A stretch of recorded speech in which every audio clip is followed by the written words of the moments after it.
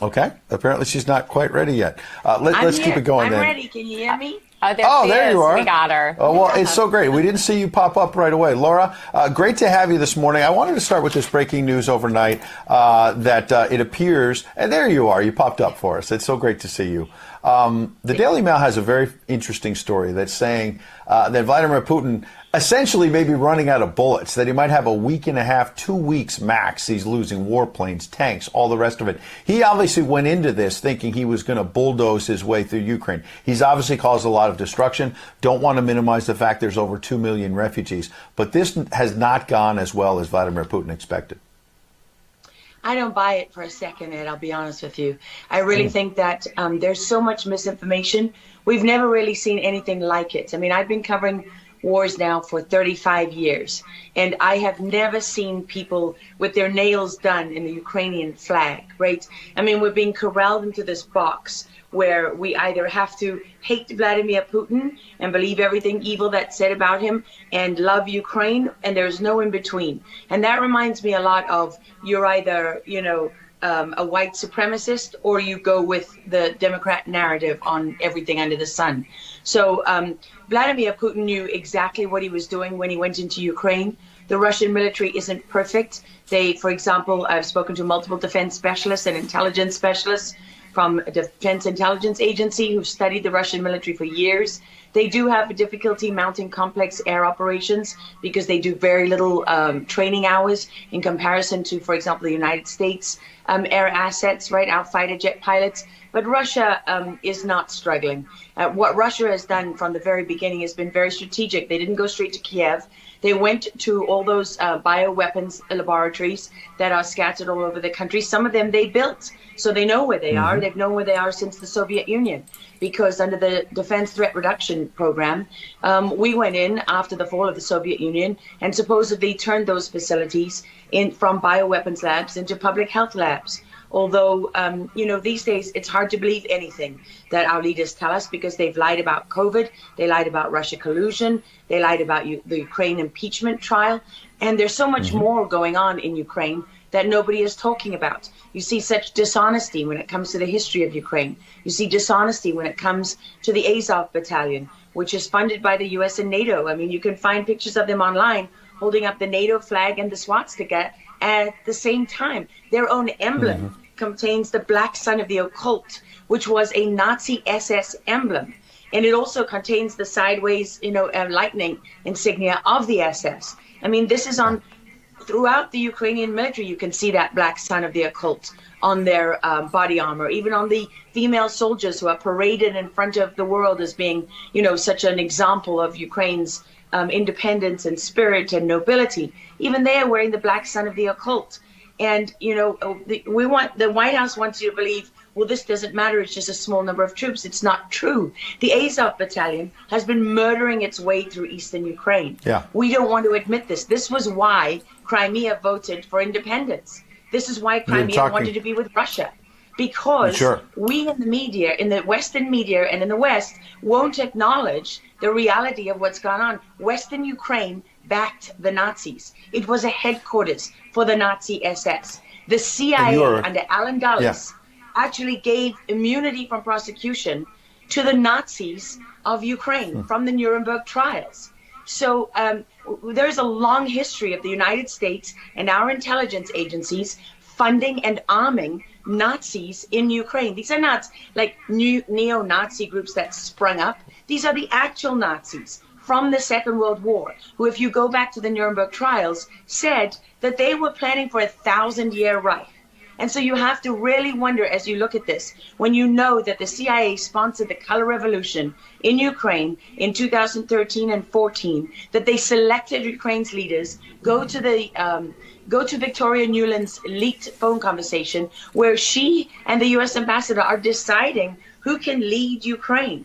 I mean, there's as much interference here as you could possibly imagine before you even get to Hunter Biden, Nancy Pelosi, John Kerry, and Mitt Romney, and all of their children who are employed, who earn millions from Ukrainian gas companies. Yeah, you were pointing, pardon me, to a real credibility crisis for our leaders. I want to let Karen Turk jump in. Yeah, I wanted to bring up the fact that President Zelensky is Jewish, and I don't know exactly how this factors in, but there's some very interesting points in what you're saying. And looking at this, you could think it's political theatrics. You made a very good point at the beginning that you think that Putin is in control. And I actually want to play something that Jen Psaki said, because it seems that the White House is actually echoing that sentiment. Watch this. Well, the end game is really a question for President Putin.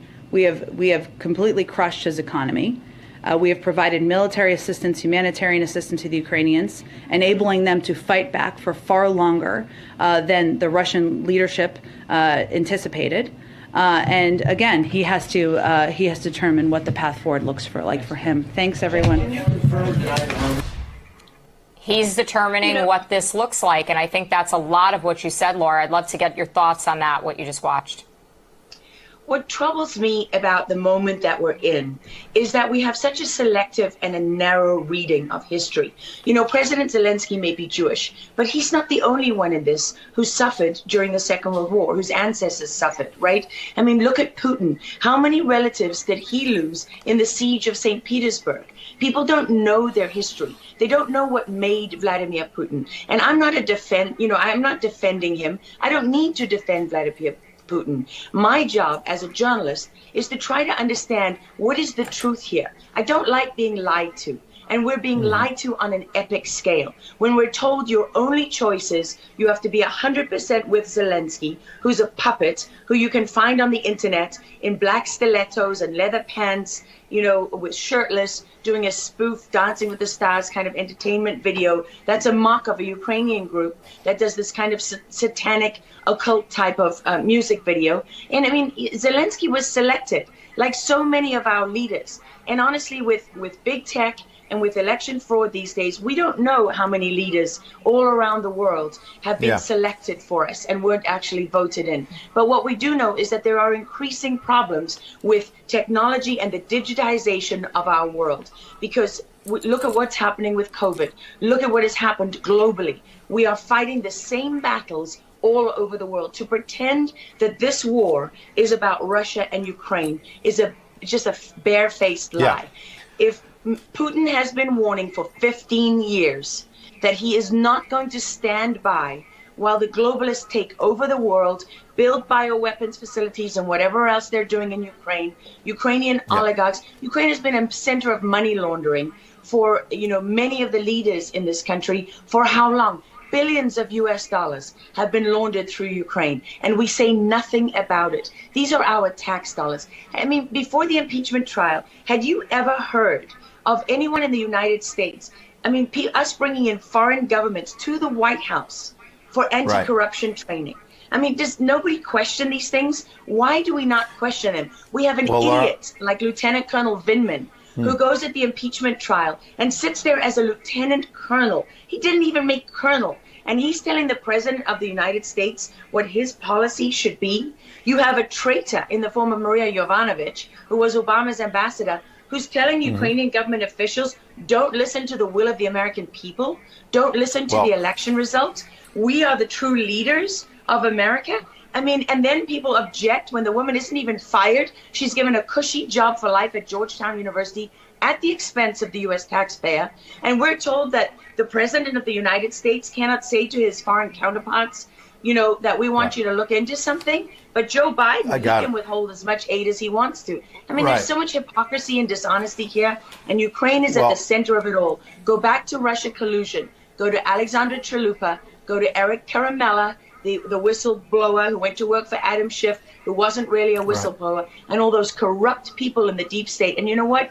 The deep state isn't a theory. It's not a conspiracy theory. It's an actual deep state. Look up the SES, the Senior Executive Service, because when that bureaucracy was ushered into law in the United States of America, that's when we got a bunch of unelected bureaucrats pulling the strings behind the scenes. And these are the people that keep lying to us.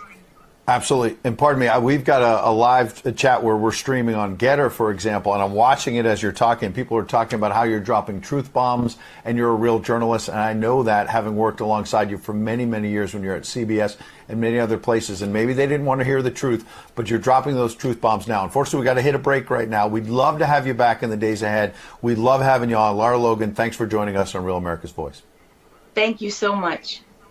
All right. Well, we'll certainly have her back.